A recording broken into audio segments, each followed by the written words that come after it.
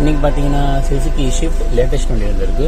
இந்த வண்டியில் என்ன கம்ப்ளைண்ட்னா ஏசி ஆன் பண்ணும்போது கூலிங் கம்மியாக வருது, அதே மாதிரி கம்ப்ரஸர் சைடு வந்து ஏசி ஆன் பண்ணால் மட்டும் நாய்ஸ் வருது அப்படின்னு சொன்னாங்க.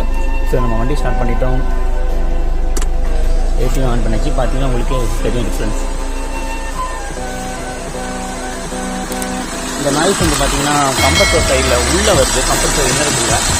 ஸோ இதை நம்ம வந்து அரெஸ்ட் பண்ணவே முடியாது.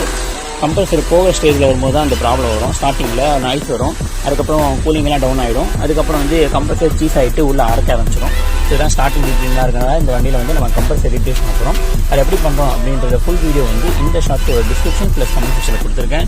செக் பண்ணி பாருங்கள். இந்த வீடியோக்கு மறக்காமல் லைக் பண்ணுங்கள், அப்புறம் மறக்காமல் சர்ப்ரைஸ் பண்ணுங்கள். தேங்க்யூ.